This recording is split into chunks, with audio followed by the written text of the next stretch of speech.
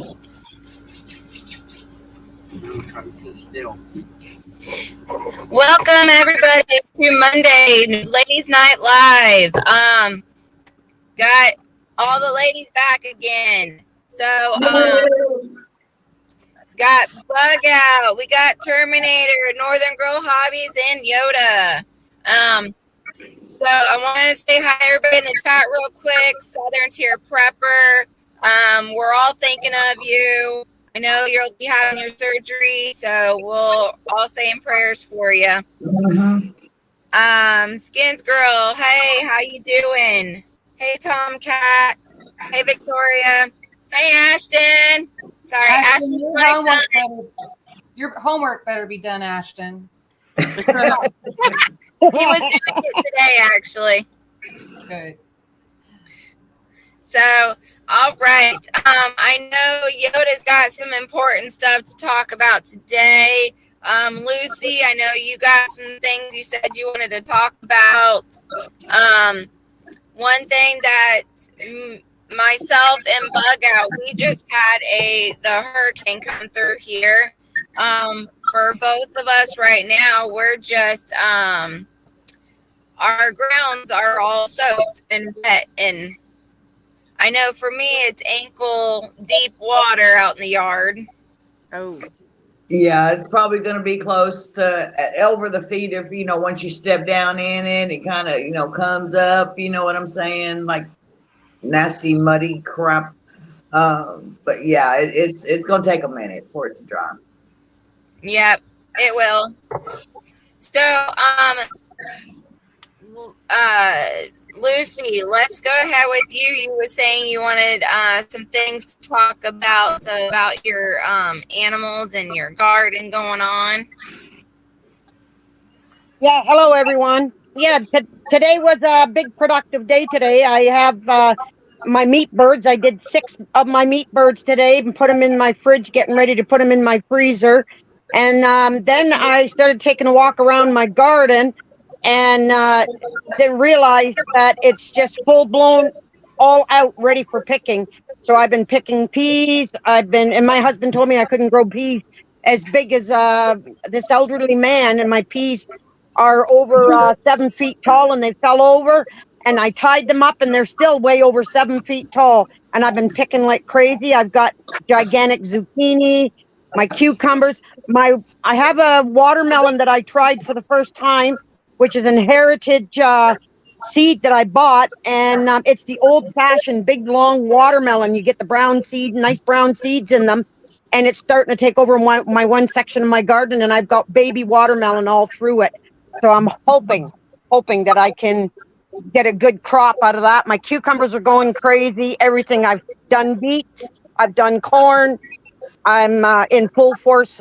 August is usually my busiest month for doing all the canning, and I'm learning more and more every time. And even talking with all you ladies and watching your videos of the canning, especially you, Yoda, and all the different canning preps you do.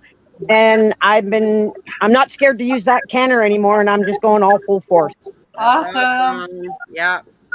Yeah, that can be scary. That can be real scary when those things blow the tops. It can be intimidating at first, for sure. I was actually canning yesterday. I was doing water bathing, and I lost a freaking lid and a rim. And I'm like, I was doing apple pie filling because we had the apple tree that came in. And I'm like looking, why are there apples floating in my canner? So I don't know. I gotta mix the plane up. Yeah. It happens. I was just so disappointed. And so I just walked in the house, shut the door, and I was like, I'll take care of it tomorrow. So I got to take care of it tonight.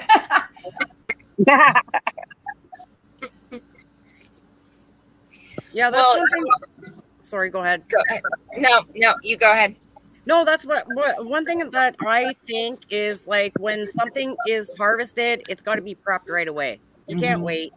Like legit, because time is of the essence. Get it done. Like I harvested apples from our one tree today, and so I got them pressure canned. I'm like, I'm not water bath canning. I'm just gonna do like a super fast canning session.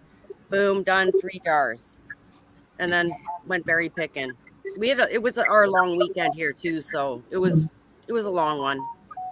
I just want to do a shout out to an awesome person in the chat right now, Traveling Puppy Parlor. That's actually our daughter, and she does mobile grooming, and so I would have to do it on my phone. And so she is just now starting out her YouTube channel, and she's got Rumble. We are actually starting our Rumble channel as well. So she's going to be doing things grooming and dog related on her channel. Oh, very cool. I think I'll check into that because I'd like to know. I got a friend that says she'll do it all the time, but I feel bad pulling somebody else off of their homestead, to do a favor for me. And so my Great Pyrenees, I usually fill up the pool, but our Great Pyrenees, I got to figure out something to cool her down when it's hot. So somebody suggested like shaving down, but she's such a big dog and I don't want to hurt her. So trying to, shaving down like from the neck, and then you just do a strip through the belly or something like that. Yeah, we call that the breezeway. Okay. Doing even in the armpits and down all the way to her groin and on the inside of her legs. Yeah. Yep, So, if you guys ever do that, if you ever do that, let me know so I can watch and learn. So see, we're all learning something at some point. Oh, yes. Yep. Yeah. I guess we're fortunate we don't have super hairy dogs. We only have the 4 pugs, so we don't have to worry about them overheating. We got a little dog pool, and they don't even like to go into that thing. Really? We kind of just go and set them in there, and they don't like it. And they jump out. Yeah. Everything goes into the baby pool here, like chickens, turkeys, like God only knows what you're going to find in there. Frogs. Right? It's just craziness. Right. Yep. Oh, and also Traveling Puppy Parlor just also said look into a forest dryer to get some of that undercoat out. It'll help as well. What is it? A forest dryer? It's a forest dryer. There's many different brands of forest dryers. Everybody has their favorite, really. Can you text me a link or something so I can check it out? Yes. Yep. Yes, I will. I'm also trying to get her link on the chat as well. So that's also what I've been doing. So Northern Girl, what's been going on your farm right now, on your homestead? Well, I got a whole pile of garden happening. I think my sunflowers are probably 12 feet tall right now. Oh, that's great. Yep. It's insane. I got tomatoes coming out the wazoo, and just trying to keep everything hydrated the best that I can. It's been super hot here. Really, really insanely hot. I'm working on a bunch of different videos. We've been berry picking and doing all this harvesting. Tomorrow is going to be more berry picking, and hopefully lobster mushrooms are out tomorrow. So we'll be able to go and harvest those, and just trying to do all the things for the most part. I got a bunch of videos that I got to get edited. But my laptop is a piece of crap. So I can only edit for about an hour, and my laptop won't charge as I'm editing. So then I got, on to the next task. Laptop gets shut off for a couple hours to recharge. And yeah, we went fishing too the other day. That was fun. I haven't went fishing in a long time. That's what I was fixing to say. I ain't gone fishing in a while either. I don't know. I think the best words of suggestion and advice was to just know that whatever water you come around down here, there's alligators in it. Oh yeah, most definitely. Even a pool. Hey, typed in free moon sprout. Hey guys. Yes. Oh, I was going to also bring that up on Moonsprout. Cool. I'm glad you're listening. Hopefully we will see you on here Thursday. Moonsprout.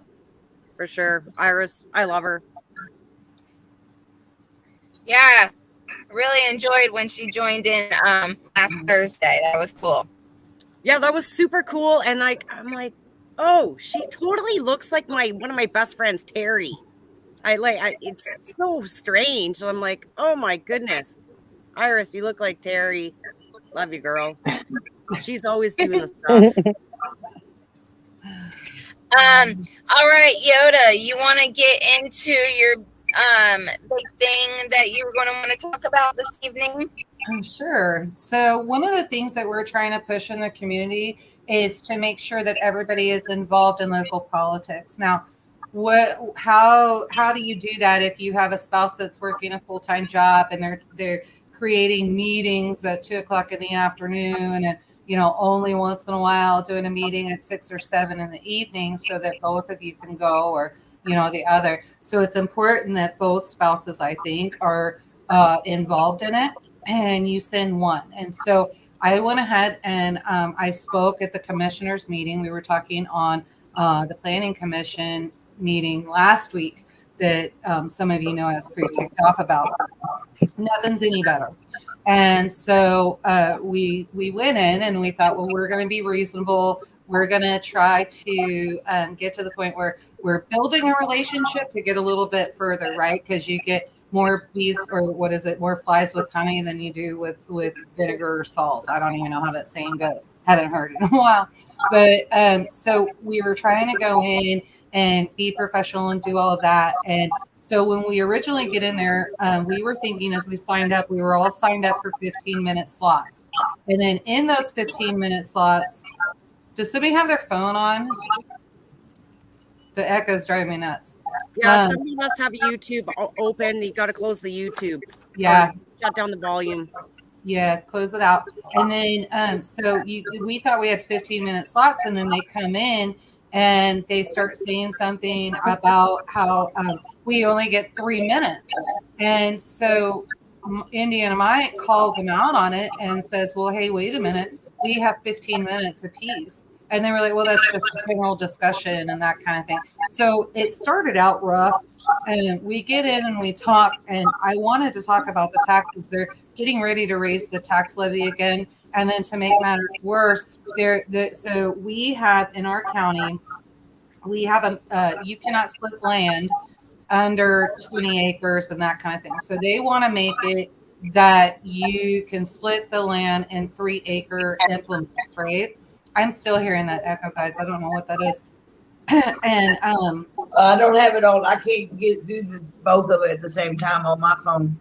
Yeah, I don't know. And nobody's using them. If somebody's using a mic, maybe check that and make sure either the computer. I'm just on my phone. Okay. I'm just on my laptop and I don't have YouTube open at all. Okay. Yeah. I'll just try to deal with it. And then so then we go in there. That was disappointing. We were like, what the heck is going to go on? How's this going to work? It actually started out pretty rough, but then it got decent. And when they realized that we weren't there to just fight and argue and that kind of thing, but we were willing to discuss. We don't have to agree, but let's discuss what are the implications and the consequences down the road to your decision. One of the problems is they keep raising taxes, and they keep raising taxes saying that we're in a deficit, we're losing money. And so as they say that, what is getting my goat is that we have 6 to 9 months in reserve. So we have a budget, and if something were to go horribly wrong, our county can actually go 6 to 9 months without having to collect any tax and still be able to take care of their budget. So how can you be losing money if you can do that? Plus, you continue to spend more money. Now they're getting brand new trucks. They've got to change out snow blades every 700 hours and that kind of thing, which is absolutely ridiculous because it's not that they're no good. They turn around and they sell them to what we call here, gosh, I can't even remember what it is. Dang it, anyway. So they sell them cheaper to other communities, and then they go out and buy new equipment. And so the point that I was trying to make, if you split up 100 acres, so just take this for example. If a farmer goes in and splits 100 acres into 3-acre lots, okay? Now they're saying they're not going to change the zoning on that. I don't know how that's going to work. I was a real estate agent for a long time, sold a lot of farmland. I'm not sure that they can guarantee that. And so they're saying, well, you could still agriculture on there. Well, the problem is you get a developer that's in there, and that developer in turn has regulations. So that developer also provides regulations. Now all of a sudden you can have 3 chickens, but you can't have a rooster. You can have horses, but you can't have hogs. You can't have sheep or anything like that, right? So they put stipulations and regulations in there. So this is not what we want. The other problem, going back to the taxes. So I was trying to let them know, you are already hurting people. You're hurting farmers. We have a gal in the community that was basically told, I'm just going to sum it up, because either way, and I got both sides from 2 different people, the one that heard it and the commissioner that said it. And so either way, in the end, it all ends up the same. And so basically what was said is raise your rent on your 400 acres of farmland, raise your rent, or sell off acreage so that you can afford your taxes. Ridiculous. Absolutely ridiculous. And so what ends up happening is when you split this in and you get, I think I came up with 33 families at 3 acres. One of those 33 would have 4 acres. And then you look and you've got the population, the normal household that is building a house that's over $300,000, which this is what they're wanting. A house that's over $300,000 with a manicured lawn and that kind of crap. What you're getting is usually a family house size of 4 people. So then take that 4 people and then go ahead and apply that times the 33, right? So now you've just built up the population. Well, what happens now? Now you have to build infrastructure. And so you get the infrastructure in there, and what happens? The infrastructure has to be paid for. You got schools, fire department, police department, all of that. That has to be paid for. And how's that paid for? It's paid by taxes. Well, what they're trying to say, like, I felt like I was talking to a brick wall. And so it wasn't even worth fighting about because they don't understand it. And so basically they were saying, well, it's going to generate income and we're going to get this and we're going to get that. Do you understand that 50% of our county, we don't get taxes from? So we're literally losing money. It's not that they're losing money. What it is that they're projecting the money that they could be adding. And that projection is coming off of the reservation. And so what I think I heard, pretty sure I heard it right. I'm going to go back and I'm going to listen. Everything was videotaped. And so now we have another YouTube channel. I should have brought my phone. I'll grab it at some point and share it so that you guys can kind of listen on how this goes. They're actually talking the federal government to force the reservation to pay taxes. Then we're breaking the treaty. And so my husband worked, that's like his livelihood. And so, he works for the Potawatomi government. And I'm like, okay, wait, how the hell is this going to work? There's going to be a war. You're going to have a war on your hands. And so, but we also know that the entire reservation in this district would also be signed up and he's going to get voted out. We vote tomorrow, and that's what we're hoping happens. We're hoping this video gets out all over the reservation. They see what's going on and they show up to vote to get this particular commissioner off, get him off the board. He has got to go.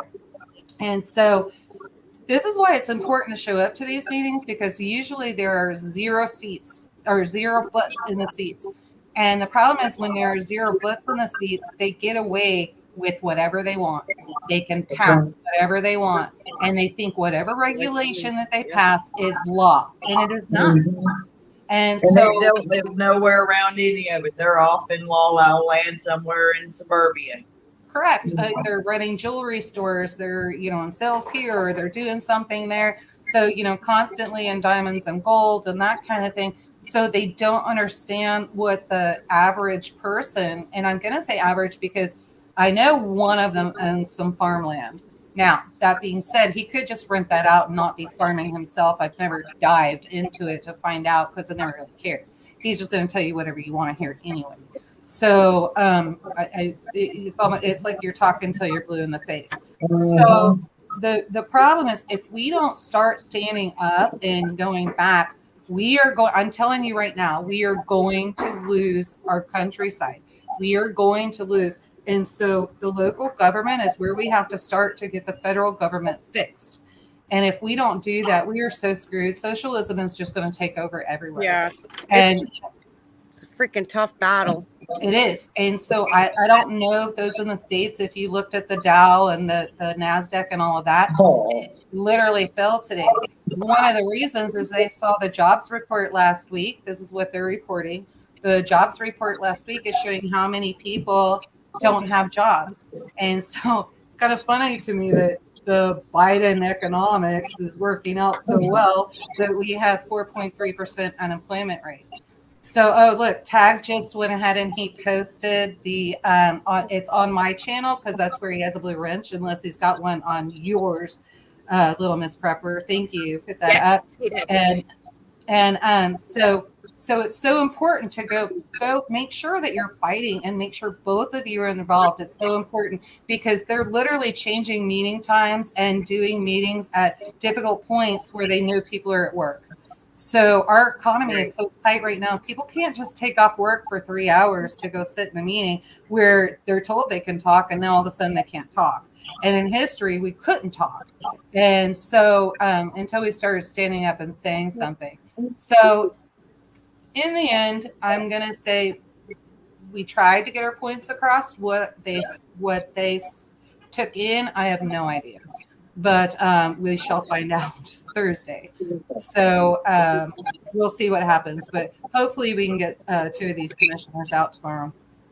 Yoda, I was gonna add, I'm sorry, excuse me, I was gonna add, and I don't know if this has, it might be farther down the line, but whenever I was looking at property in some different states, it sounds like that was the end product of what you're talking about. Beautiful mountain land, acreage, 3 or 4 acres.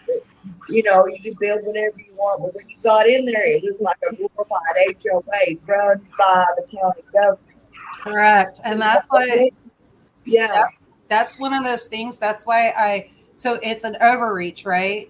And so that's one of the things. So I would show property and so a lot of property to people that were, either bugging out, they were looking for a bug out location, or they were looking for a homestead location, a farm, and this kind of thing. And you really have to make sure that you have a really good real estate agent, because that real estate agent needs to go through and look at what the restrictions are. What restrictions are actually on that land? And so that goes all the way down to, it does go all the way down to county, but you need to find out. The worst ones are the developer restrictions, because the developer restrictions are actually recorded on your deed. And so when that starts happening and you see that, you want to go through very, very carefully and find out what that is, because that's when you're limited on what animals you can have, how many you can have, and that kind of thing.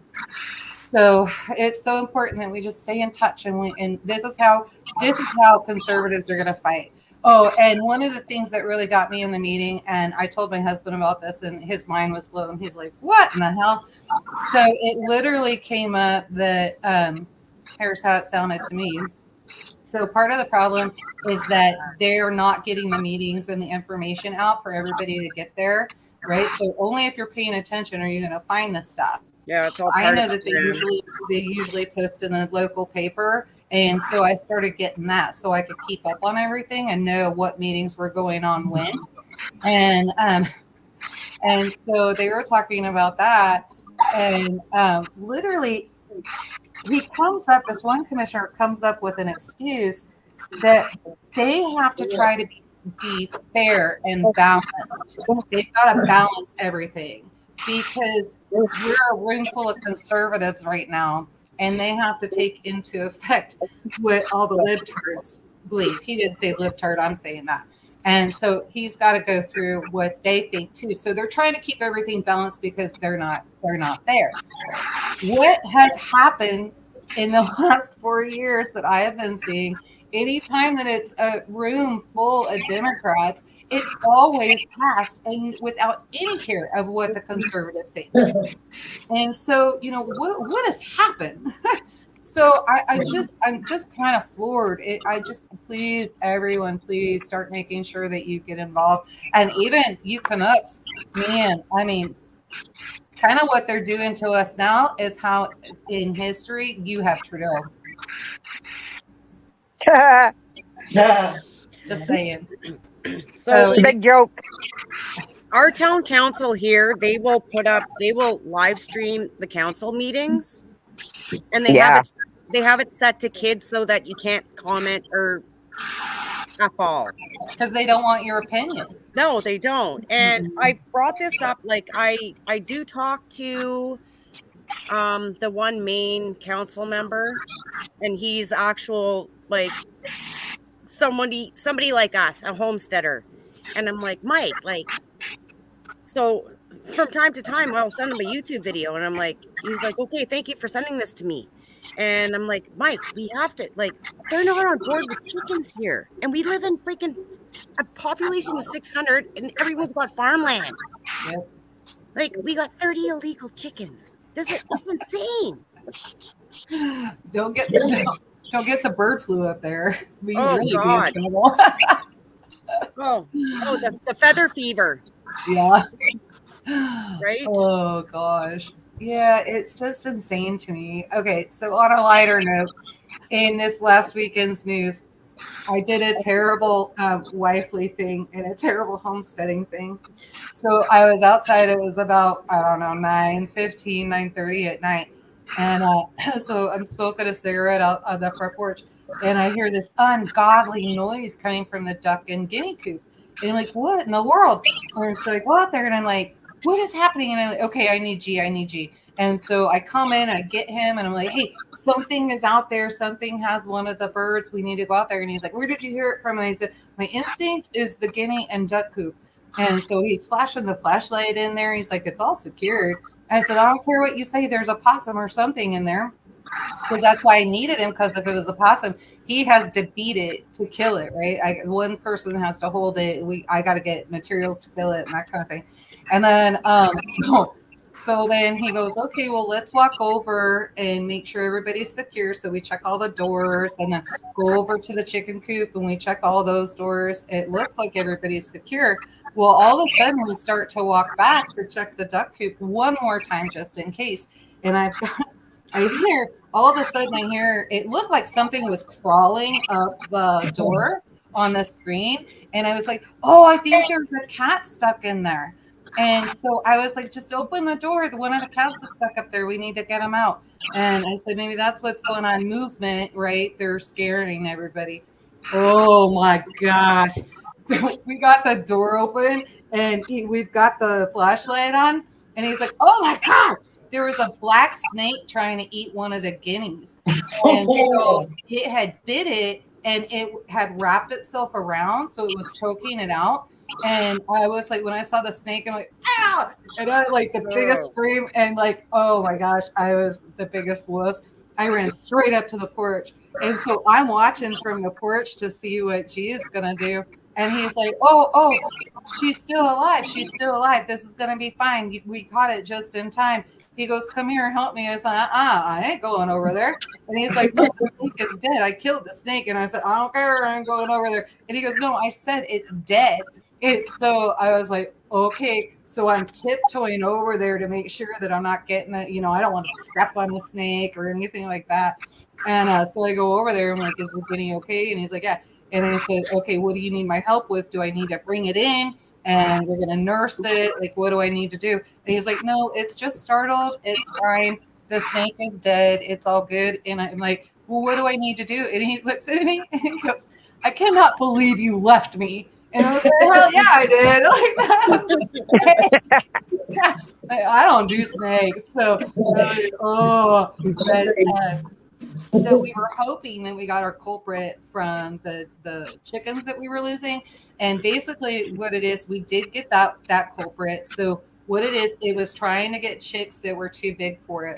And so it couldn't eat the chicks, which is why we kept finding all the dead turkey bodies, the chick bodies. And so because we weren't looking for snake bites, we were like, oh, weird, you know. And so then so we got that problem solved. But now I got a snake over in the chicken coop that is taking my eggs. Oh, I got another battle on my hands because that's probably the mom that I was having a little bit of problems with last year. That one snake. And I don't know if you guys know, like snakes, I was totally when I was a kid, this is why I don't like snakes. My brother raised snakes, and so he got this one snake. I think it was just a gardener snake, and it escaped. And apparently, when he bought it, it was pregnant, and nobody knew it. And so, when snakes have babies, they don't have just one or two; they have hundreds Yeah, of it's snakes. disgusting. That snake got out and got into my closet and had snakes all over my closet, all over my room. I was freaking out. I mean, it was something like, oh my god! If you ever want to scare me, it's a snake. Yeah, that's some serious PTSD right there. All them snakes, and that's that movie stuff. You know, that Halloween movie stuff right there. Yeah, no, total suck because you go to put a shoe on and there's a bunch of damn snakes there. It's like, what the hell? So All American will eat those snakes. I was just going to ask that. Do you all eat snakes down there? All American does. I don't. Bug out? Rattlesnake down in Texas over there. We have the rattlesnake roundups.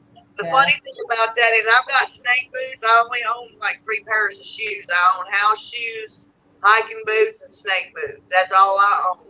And down there in Texas, they'll get up in the trees and snap at you from the trees, strike at you from the trees.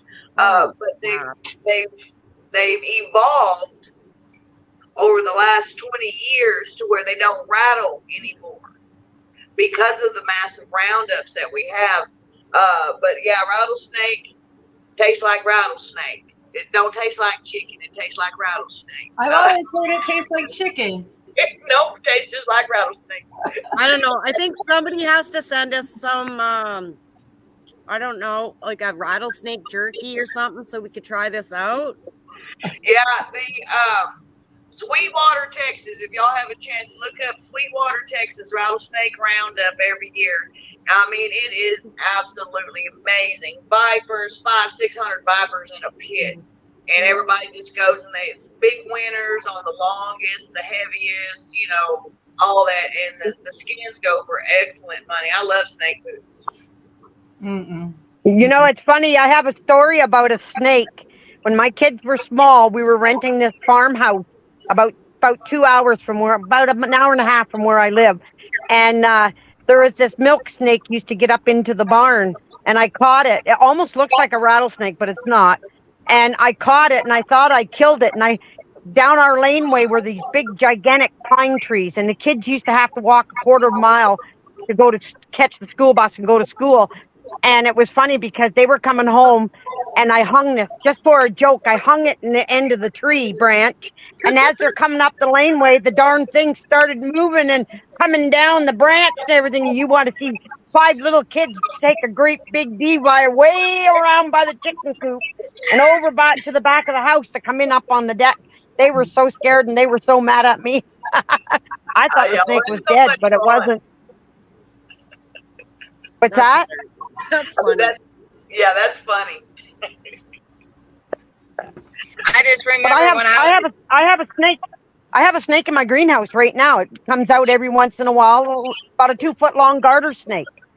And, it comes out when I'm in there working, and it'll go back in down in underneath, and I have no problems. I used to carry them, and we caught 3 snapping turtles in our backyard, put them in a 45-gallon barrel. And I said to my husband, well, I got to figure a way to feed these snapping turtles till we get rid of them. And I said, oh, I know how. I caught it about 30 garter snakes. We used to throw the garter snakes in and watch because we had rocks in there for them to be on and water.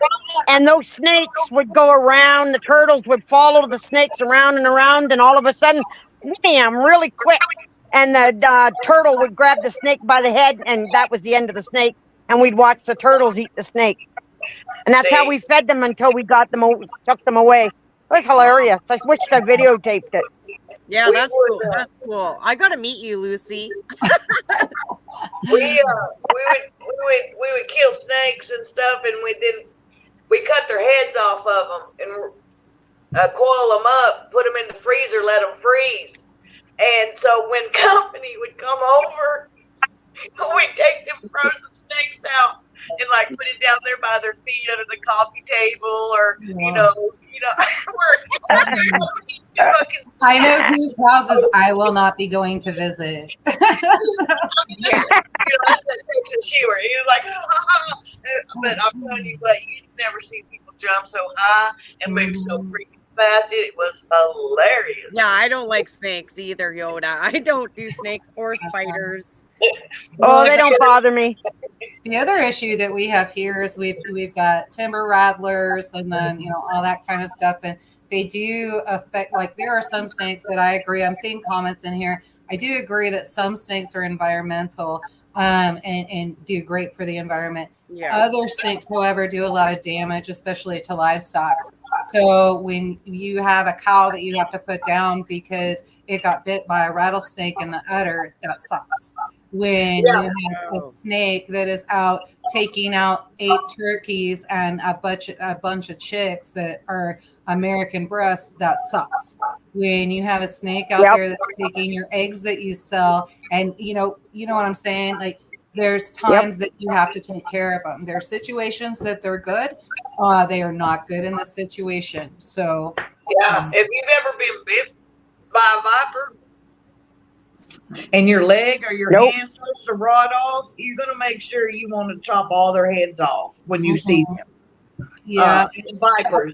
Chop their head off and put it in a glass jar and bury it so the dogs don't eat make a belt buckle out of that stuff. What's up? So the dogs don't what? Sorry? Yeah, so when we lived on the high desert, so when I was a kid, anytime we had to kill a rattlesnake, Dad would chop the head off and then put it in a glass jar and bury it so that the dogs don't dig it up, because the dogs they'll start smelling the rotting flesh, right? But the venom stays in there, so if they eat it, they'll die. Okay, gotcha. Yeah. Those pockets, that's what we didn't put them in the glass jars, but we bury. We try and bury them and stuff like that. All Americans been bit by that kind of snake twice. Oh wow. Yeah. Wait a minute. Somebody says I can snake proof with chicken coop. Yeah, now if we go out anywhere, we wear snake boots when we go out. Yeah. Out in the woods now. Yeah, I usually, whenever I'm out there, I'll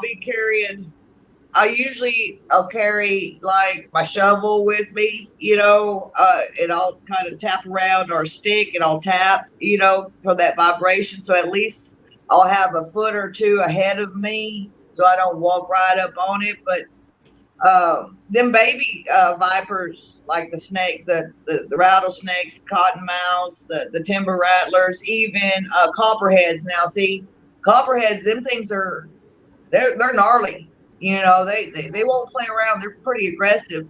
And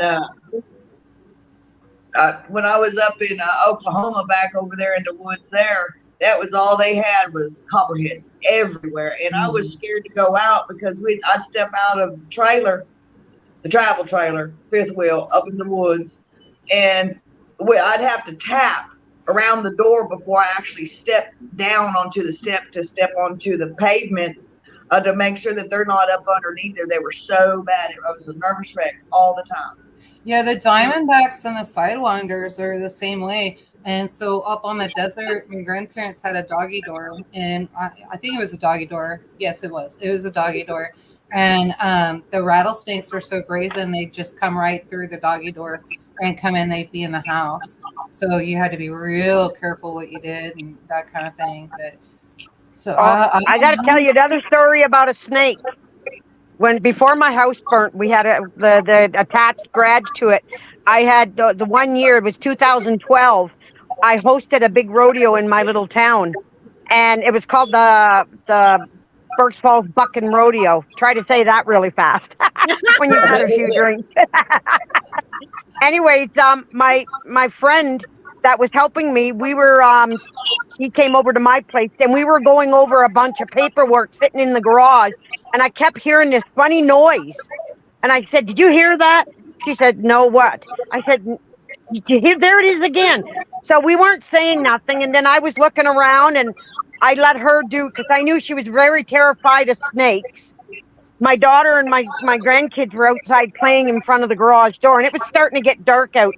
And I got up quietly, went over, and I grabbed a rake, and I walked over to the garage wall, to the far wall, and all of a sudden, just, what are you doing? I said, oh, I'm just catching a snake, and here it was hanging and climbing through the wall and coming down through the plastic.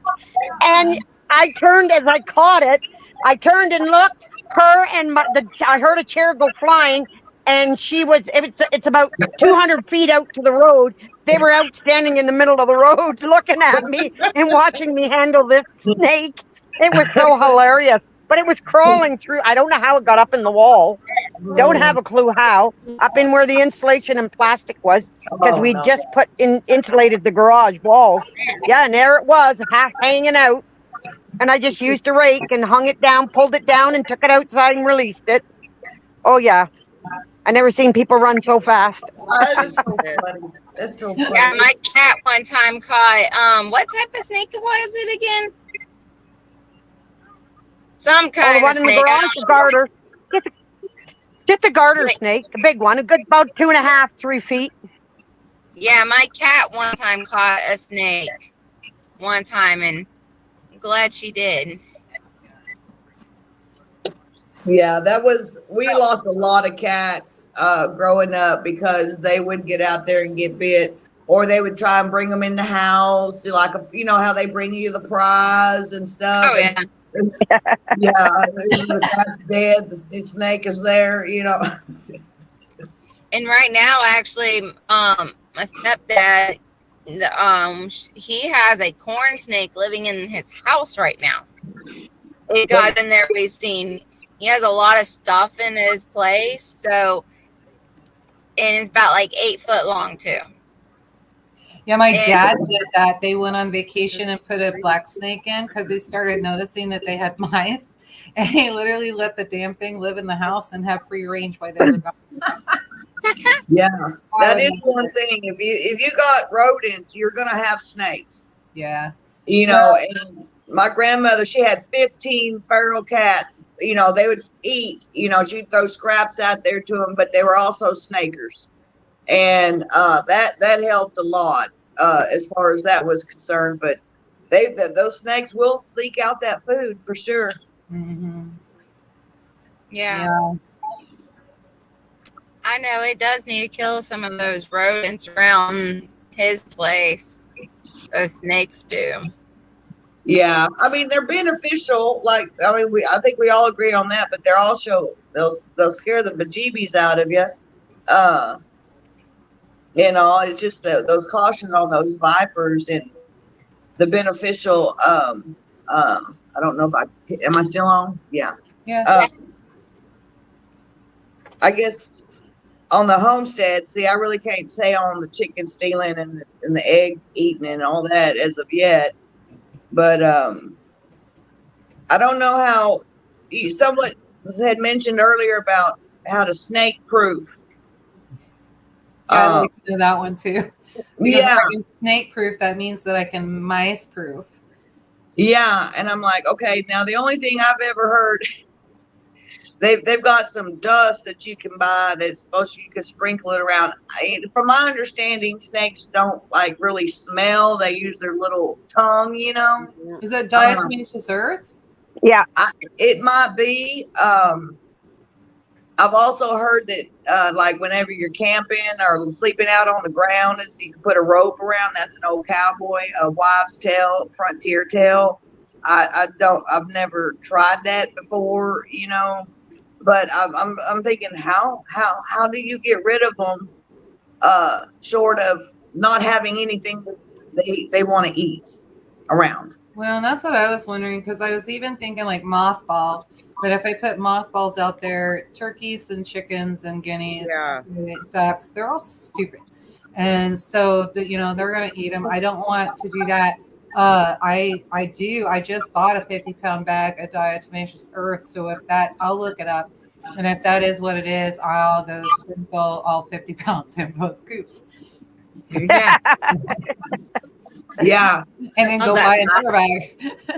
Now I know sulfur will do it too, but with the sulfur will kill the ticks and the fleas and everything else in the yard, and it's pretty much gonna, We do too much gardening and all of that in that area, so I wouldn't want to do that. But right. then you start messing with the components of your soil and all of that. And we've spent, it'll be 3 years in October. Actually, it'll be for that when we started moving all of that on and got infrastructure in and got our animals back, because we were spread out over several farms. And so when we got all of our livestock back, I want to say that wasn't until March. So it'll be 3 years in March. So now I just have 3 years of fertilizer and work and all that stuff in there. I hate to mess that up. Yeah, that's something to think about too, before anybody, just in case in the chat or whatever, just gotta weigh those consequences of that stuff, all that hard work, just trying to get rid of some snakes. My suggestion would be carry a shovel with you, or somebody, try not to get us in trouble.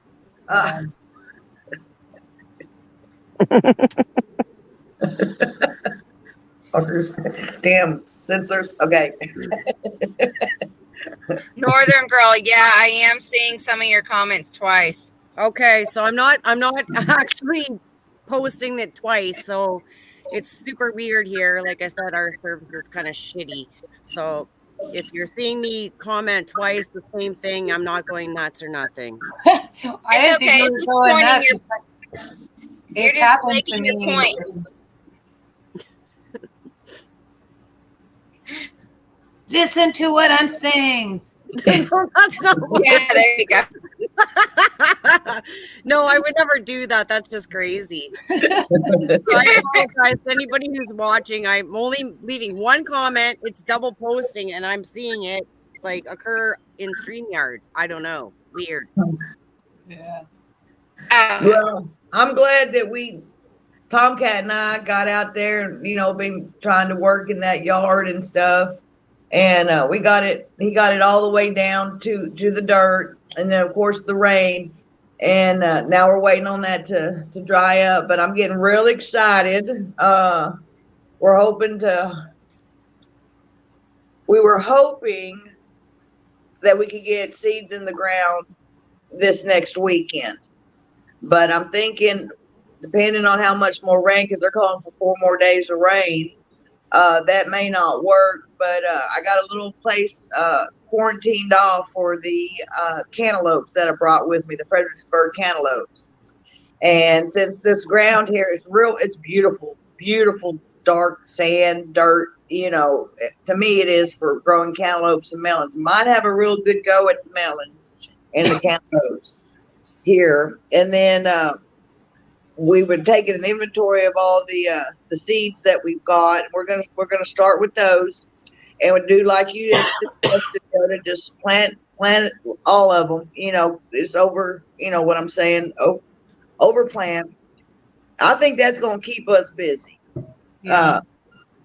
and stuff, and working with this yard, trying to get it to where there's not any stickers in it or sticker burrs, evasive weeds.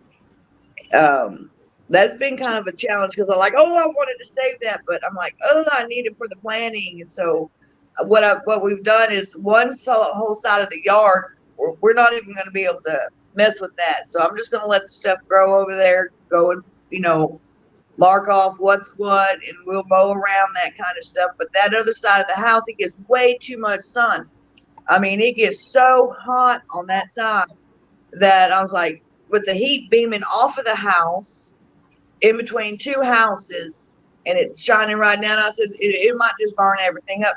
What's growing over there is actually cactus. And I thought, well, that's a good thing, because of what Little Miss Prepper and All American had done with the cactus and stuff. I'm okay, well, I'll get over there and I'll get that cactus identified, see if we can incorporate some of that to our diet. But I'm thinking it's probably going to be a winter garden. I'm being kind of naive in the thought that it's tropical down here, and Florida doesn't really have a winter. You know, I wish I could say we didn't get a winter. Like we're gonna be getting frost like probably late September. see. It's crazy. That's what I'm worried about. It's time for us to start planning. In fact, we got to get. I was going to ask G, but he's walking out. We got to get seed because we got to get hay seeded and get all of that done. And then because now we're in August, and then anything we want for winter crop, we need to get in. The issue that I'm worried about is there's no guarantee on winter frost is coming. It's been so weird here. Sometimes at Christmas, like we're literally sitting out in the driveway talking to our neighbors in shorts and t-shirts, and then other times we're freezing to death and can't drive anywhere because we've got 2 inches of ice on the ground. It's Yeah. bizarre. Yeah, So- We're that's how about it the was. same way, except for the ice. Sometimes we'll be in our shorts and t-shirts and flip-flops on Christmas. Other days, us Floridians, we will be wrapped up in like 2 jackets and still trying to wear our flip-flops. But I mean, We did that in San Diego. but still, we don't got. I mean, when I see frost, it's just a little bit on the rooftops or on the edge of some grass, and or if I pass by a strawberry field, because they'll have the sprinklers going to protect the strawberries. Well, I'm hoping that we've got several varieties of lettuce, so I know that's a good winter crop, and some broccoli, and we're going to put those onions in, see what happens with those, and all this is coming from seed and the potatoes, and I was like, damn, there's not enough hours in the day, because I've noticed that there are certain times that I won't be outside and certain times that I do not want to be outside. And because of the humidity, especially right after it rains, it's just like stifling. But other than that, to me, it's extremely pleasant. It's a little sticky, but it's pleasant. So I'm hoping and I'm praying that I won't have a Simpsons garden again this year. I'm telling you, there's nothing wrong with that. You're trying to get that soil going. You just gotta keep getting it built up. It is what it is. I mean, unless you can get a hold of a bunch of cow manure and make mounds, I don't know what else you're gonna do. You gotta get that. Which I do know here, you can at Home Depot, they do have the yellow bag. Home Depot or Lowe's, I can't remember, but that yellow bag of cow manure. Do you guys have anybody that does cattle around there in Florida? Oh, there's cattle everywhere. Any vacant big lands, but they're all like oh, All American notified me. We got more cows in Florida than they do in Texas. Okay, so a lot of times if you check with the ranchers, so when we have to muck everything, we got to muck pens and do all of that stuff. When we do all of that, the manure we use right now, because we're so fresh, all that manure we use on our land.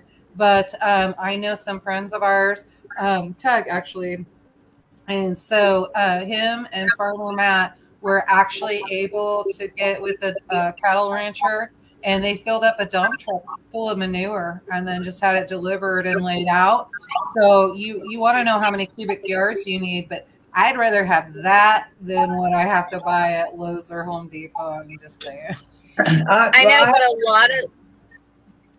a lot of the fields that have the cattle here are very corporately owned.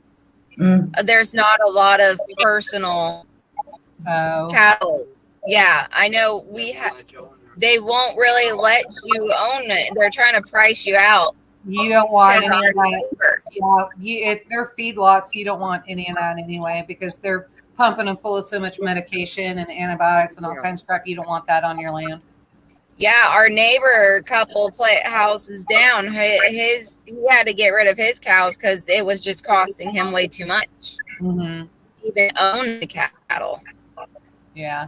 Well, and so that's what I'm saying. So even if you pick that up at the store, it can say organic, but that just means that you have to be certified and that kind of thing. And that's just how much you're paying the state in order to be that way.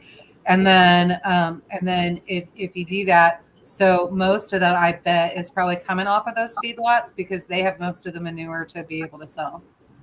Yeah. Now, that's speculation. I don't know that for a fact. Do your own research, but that's just my thoughts on that. Mm-hmm. Yeah. We've got poo. Joe Dirt, which is poo. I like poo. I'm not gonna lie. It does a lot of good things and it feeds me well. So we got I was Archie actually She's so good right now. I was watching the Walton just earlier today, and one of the boys on there, can't think of his name right now, but the youngest boy, he was even telling a girl about this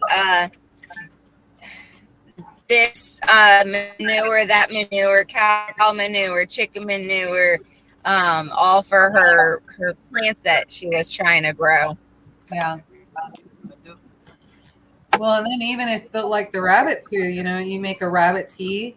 And so I noticed a big difference not having the rabbits. Like I cannot wait. I've been on Garen. Like, you have to get the hutches built. We got to get the rabbits in here because the poo, I would fill a 5-gallon bucket halfway full, then fill the rest of it with water and make all the way up to the top, leave it for, a few days to a week, and then take it and pour it over my rose bushes. So I love Lincoln roses. Those are my favorite because you can cut long stem roses off of them. But I also like them because they come out better in the vinegar when I make vinegar. And so, but I can pour that on there. Oh my gosh, the Lincoln roses that I had when we were in Missouri look so much better than the ones that are here because I don't have the rabbit manure. Which I could go get some. I just been too busy to go get some because I'm sure our neighbor would give me plenty as much as I want. But I do the same thing with my I have rabbits, and each year I have a half of a 45-gallon barrel, and I fill it about quarter full with rabbit manure, and then I let it because it goes right out underneath one overhang I have on one of my sheds, and it fills it to the top. And I put that just before it's going to rain. I will go and I'll hand water my whole garden. yeah, About once a week, and then I'm doing the same thing with chicken manure. I'm taking old chicken manure, and I've got it in a special pan, and I've got it so much of it, and then filled, and it's got a lot of nitrogen. So I dilute it in my watering cans, and I use it for my onions, mainly for my onions. And my onions are doing amazing this year since I started doing that with the chicken manure.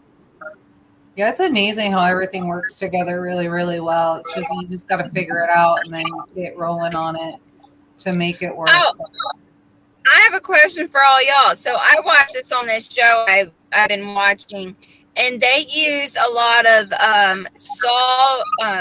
sea moss ground up on their garden before they plant. They use chicken manure, pellets, and sea moss. Peat moss?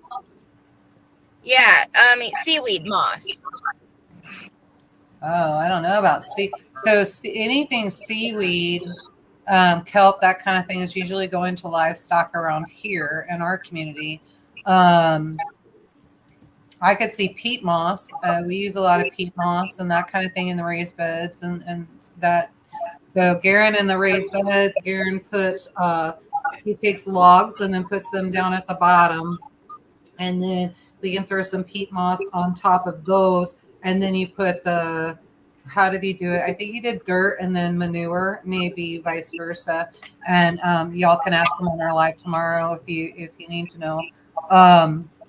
So then we just do that, and it breaks down as we go.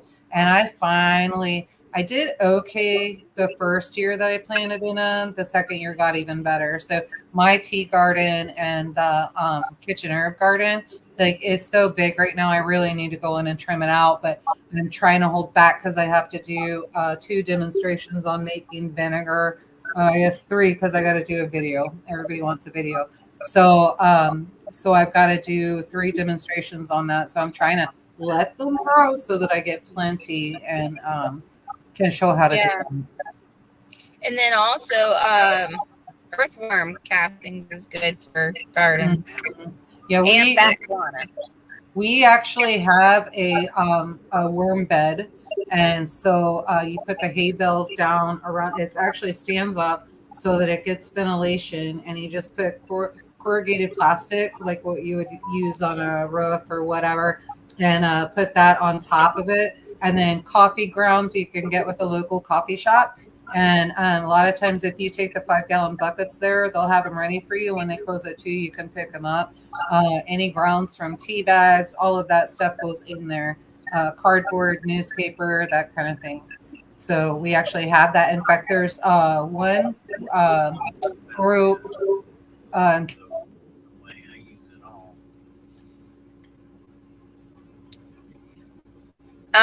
Northern Girl. I think it's only double posting on StreamYard. Yeah. Because everybody else that is just on YouTube is only seeing it once. This is really weird. Did you guys hear anything that I said? When did I cut out? Go ahead. You're talking about the worms and how you Yeah, layer. the last thing I heard were the tea grounds. Okay, yeah. So put tea grounds in there and do all of that. And then the castings is really interesting because they figured out there is a group in Kansas City, and they had figured out actually how to even cut them and then get it going. So they have these big beds, and they started selling their castings at farmers market and making bank to the point that they've expanded down to Texas. So yeah, you can figure that out. There's another game changer for your homestead. Right, and we just do we have mealworms that we grow, and then we also have our worm bin out here, which has the red wigglers and our worms for fishing, and it's incredible.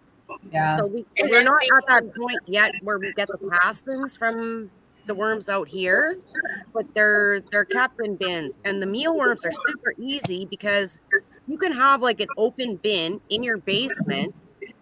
The beetles don't fly, they don't crawl out, the worms don't crawl out or nothing. And you just feed them oats and your peelings from your carrots, all of your different vegetables. It's super phenomenal. And the chickens love it. Love it. Well, and so now then get a freeze dryer and get more bins and keep it going and freeze dry it and sell those. You're a brat. You're a brat. I have freeze dryer envy, totally. And also worms love grits, uncooked grits. I never heard that before. Yeah, that's interesting. Yeah. Huh. Well, y'all, appreciate y'all. Thank you for letting me hang out with y'all. And I got my handy dandy notebook and my handy dandy pen, and this is going to help us a whole lot in our endeavors in the future. But thank y'all. This phone's about to die, and I don't know how much farther I can push it. The sheep are calling me. I got to count them. All right. Thank you again for joining. Take care, bug out. Y'all be blessed. You too. You See you too. later. You too.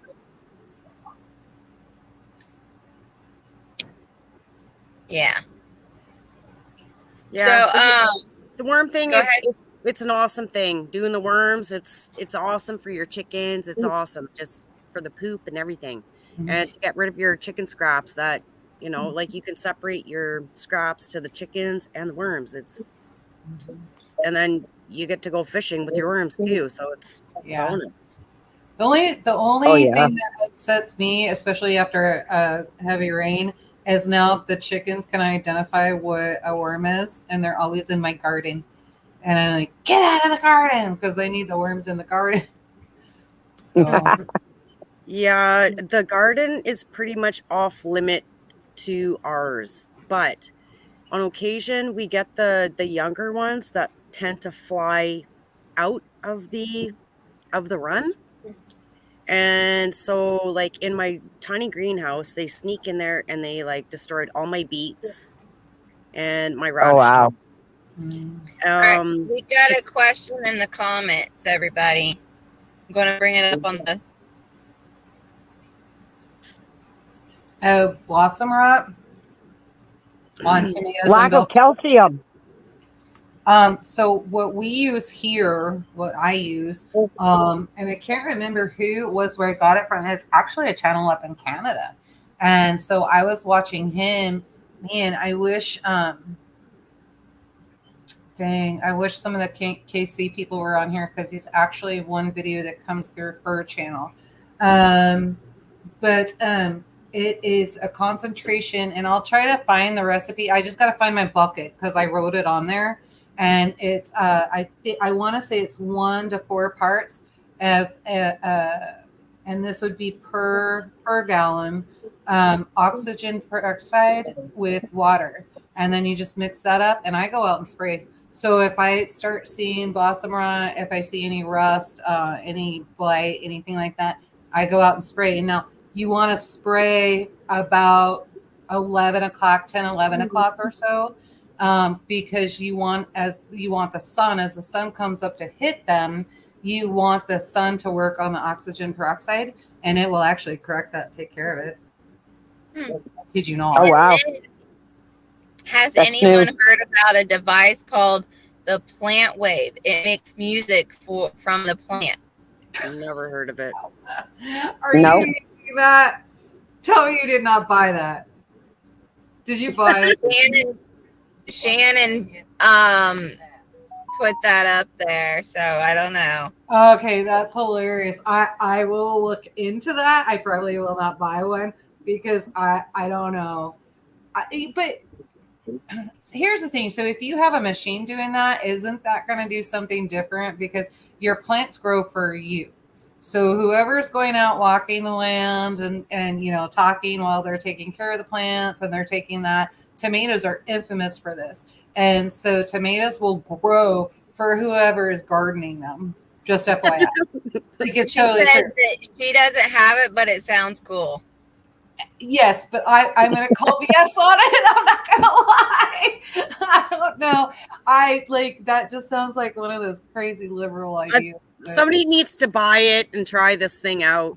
Maybe I'll call the company maybe I'll call the company and see if they'll sponsor it, and I'll just do like one little garden and use it in that, kind of see what happens and judge each garden to kind of see which one's doing better. I was thinking that sounded like a hippie thing there. Yeah, which most of us are hippies, so let's not lie. Yeah, we are. Let's not get that impression off. So, but yeah, no, I don't know. That just sounds crazy to me, but I'll look it up. So sound machine for your garden. Huh. Yeah. Interesting. Wow. Interesting. Now, if it's like $5 or $10, I'll go ahead and buy it just to see. And then we could do a review video on it and kind of see what's going on. But yeah, no, I don't know. Oh yeah. And then how many of y'all really talk to your plants? Because I know in the comments, somebody was like, I tell mine to grow because I need to make salsa. So Hey, I can't do that with mine. I got tomatoes that are over a pound each.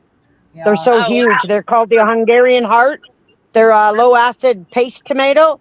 And I said to my son, take a picture of this. And it's bigger than my hand. It's so big, some of these tomatoes. And he says, wow, Mom, those are huge. You got to save me some seeds from those Hungarian Hearts because I don't have that variety. I will. And are those Hungarian Hearts a lot like the Amish paste? Yeah, they're a paste tomato, but low acid. Actually, Yoda, I was on the site for the Buffalo Seed Company, and she sells them, the seeds. Oh, does she? Okay, I'll ask her to send me some. Yeah, I'll talk to you. I grew them last year, and the one I grew, I had taken a picture of it. I'm not sure if I put it on my channel or not, but I got 8 slices out of that. I just sliced it, and my husband tried it on a sandwich. And then because I didn't know if it was a paste tomato or not when I got the seeds, because I got it from Jan from Not a Real Farm. She sent me the seeds, and there was 8 slices that came off that. But before we sliced it, I weighed it, and it weighed 1.5 pounds. That's really good for and a it's solid meat. It's solid meat, very little seed, but solid meat, and they're excellent for paste tomatoes. Sounds a lot like the Amish paste. The Amish paste would literally take up my entire hand. I mean, they're huge. Yep. And I really like those. So those are actually my preferred tomato to go to. So But yeah, I did not get any Amish paste planted this year. I've got broken branches that have these tomatoes on it. I've had to tie them up, and the branches still broke. They're so heavy, but they're not turning red yet. Have you seen the tomato clips? You can get them off Amazon. You can get like, I think they're bags of 500 or 1,000 or something like that, and they're reusable as long as they don't dry out real bad. You'll have some year, but those tomato clips are pretty good. That I have more success with that than I do with the tape and tie up. Yeah, I have the plastic tomato clip. Okay, and they're still breaking with that. The branches, yeah, because the tomatoes are so big and heavy. So I've never seen them so big. Good problem. I've never seen it. And some of them are shaped like a heart. Oh, wow. Quite a few people in the chat, they do talk to their plants and also have their music playing to them that they listen to. Yeah. Yeah, when I listen to all your videos in my garden when I'm talking to my plants. I put all your videos on while I'm working. That's what I do. And so then my plants are like, oh, I suck. I need to be performing better. That's what I'm hoping they're saying. Legit. Yeah. Yoda, what's that plant that you the fruit that has a like 3 or 2-in-1 different plants? Kiwana. Kiwana. Which I always forget afterwards. Kiwi, watermelon, and banana. What? Mm-hmm. Kiwana. Buffalo Seed Company sells them. I won't be able to grow that here. Jeez, I'm struggling. Do you have a greenhouse or no? It's a tiny little greenhouse, and basically that's all I have. I bet you could grow them in the greenhouse. They're just now starting to fruit, and I got them in. When did I put those in? May, I think. I got pineapple trees growing in mine. Holy shit! Yeah, but you're still in a warmer climate than me, Lucy. Oh, I can get down to almost 50, minus 50. But I moved my pineapple trees from my greenhouse into my cabin. Into that, yeah. Okay. And then in the spring, I go back and forth. But I am growing sweet potatoes, and they're really growing really good. I'm going to have a nice harvest of sweet potatoes in my too long. See, my greenhouse is 10 feet wide by 12 feet long. And my husband went in the bush and cut me logs. So that's where my entrance goes in. And then from along the side to 12 feet, I had 12-foot 2x6s, and I built beds from the outside wall. And then I built beds with logs that he cut me, some pine logs. And that's what my 2 beds are inside. And then I just built a little stand in the middle and brought my pineapple trees. I got 4 of them growing in big pots. They haven't produced any flowers. I've got one for like any pineapple. I've had one for 2 years now.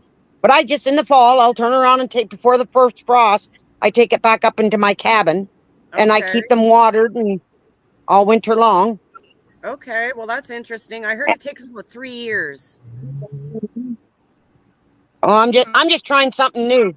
What the heck? You only live once, so you might as well try something new every time. Yeah. And then I have orange trees. If they don't produce fruit for 3 years, then Lucy, you should start getting fruit next year then, right? It's with the one plant, yeah. Okay. The other 3 plants, I just started them last year, and they're doing really good. Good. They're not huge, but oh well. At least I just wanted to see if they'd grow, and they did. And my tangerine trees are about 3 feet tall, so they're doing good. Yeah. Cooking with Mike B said, don't forget the 3 sister plants. I would not do that with Kiwana. So if you could put some kind of fence, or a trellis or something like that in the greenhouse that you could fit in there, I would do that. So I've got one that's growing out on the ground on one side, and then I have some that are over in the other side of the chicken garden. And those are actually, in fact, I'm fighting it right now because they're taking over and fighting out my red dragon beans. And so I'm trying to go through and be very careful with everybody, but they're really doing better. It's funny because now there's Kiwana hanging on the fence, and the chickens are like, "Oh, what is that? That looks good." And so now they're jumping up. So I'll probably have some holes in some of them. Oh, But it's fine. They take what they need, and I don't mind that. I always wanted to do a video about chickens are assholes. We have a t-shirt that we sell. So like if you go to grumpyacres.com, you can totally find it. And it's got a rooster on there and it says, "Don't be an angry pecker." And yeah. And I did that. That was inspired by a rooster that was attacking me every time I went out there. And I think it has something to do with the zipper on my jacket. That's what I thought at first. But then I went out there and I didn't have my jacket on and it still came at me. And I told Gary and I said, "I don't care what you do." I said, "That chicken goes in my crock pot tomorrow." Yeah. And then I called Ghost Designs and I said, "Hey, can you design this t-shirt?" Okay, right on. Yeah, cool. A question in the chat: has anyone ever grown a cocktail tree? I've Never tried. heard of it. No, never heard of it either. I got apple trees, a plum tree, cherry tree, Haskap plants. What else? We got raspberries. Nothing like fancy like a cocktail, but Yeah, it's like usually like 3 or 4 fruits or something like that. They have different varieties that you can get, and they put them together. I'm thinking that's what they're talking about. They can clarify or not if I'm wrong. But I tried to grow some out here, and somebody kept mowing them over, so they all died.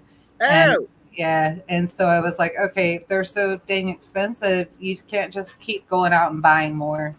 So I was like, well, It's a citrus tree with different citrus fruits. lime grafted on. orange, and lemon, usually. But they also do it with apples and something. There's some other ones in there. So there's several different varieties that you can do.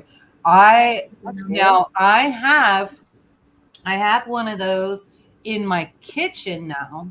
And I struggle. I've got to figure out the water system in there, and I may have to fix some of the soil as well. I may just need to transplant it.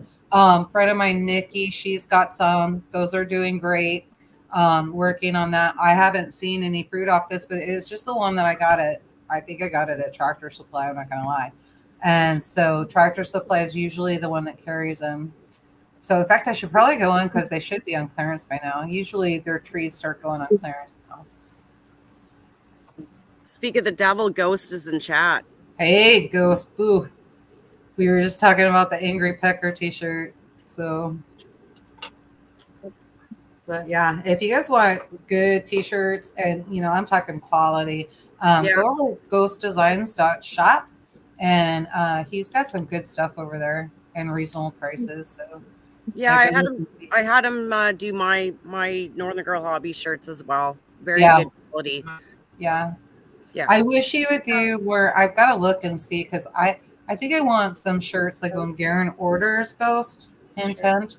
I prefer V-necks really. So if I could get a V-neck, I would like it.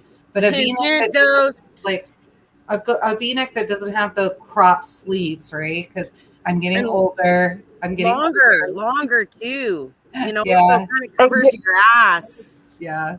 Yoda, do you remember when Tag had made a t-shirt for me and he sent me an apron and a t-shirt and it said, "What would Terminator do?" And it was an old lady dancing in a dress and a pair of running shoes. You know what? To this day, because my biceps are so big, to this day I still can't wear that t-shirt because your sleeves on the sleeves, it is so tight that I couldn't wear it, so I just keep it as a souvenir. Yeah. It was so hard. Yeah, my issue and what I don't like is that now that I'm getting older and all that kind of stuff, I don't like my wings showing. So you can't wave, can't do anything like that. And so if I can get a sleeve that's just a little bit longer, it hides that little bit more control.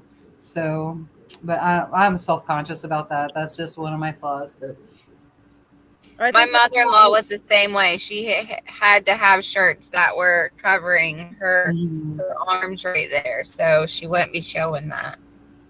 Yeah. Right. I did a really silly short last week. We finished a roofing job.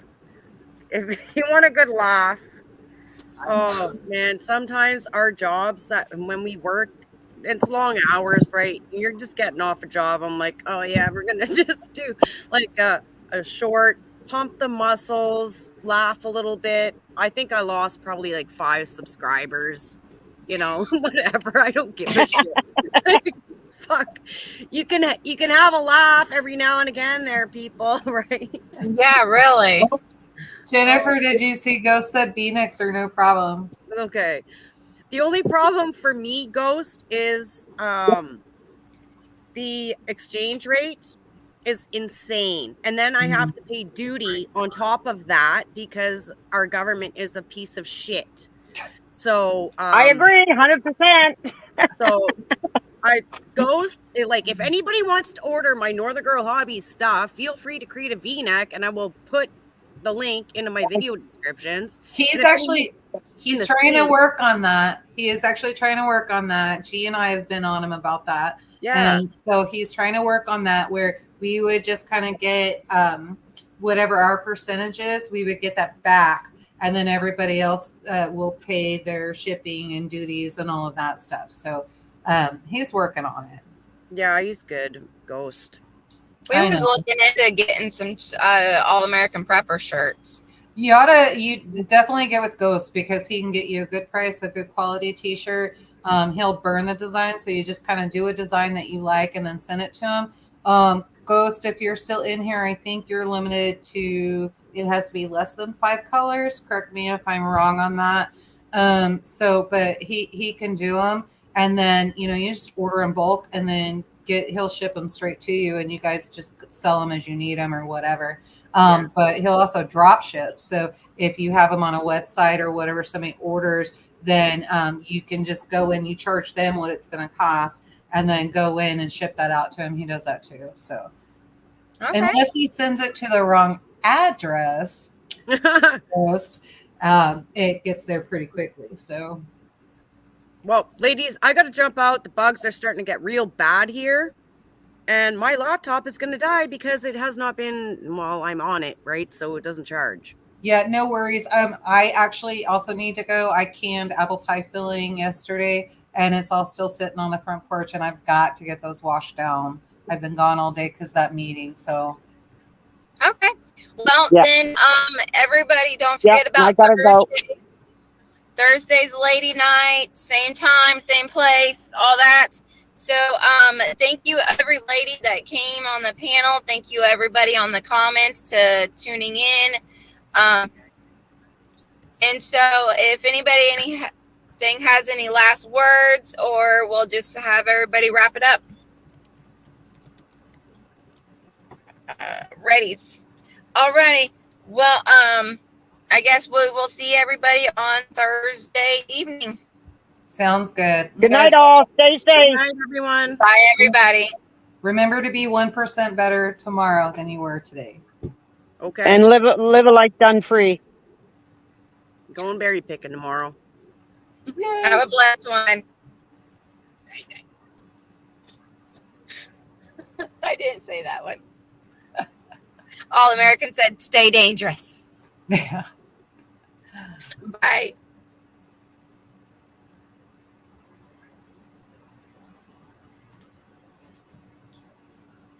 That was a great line.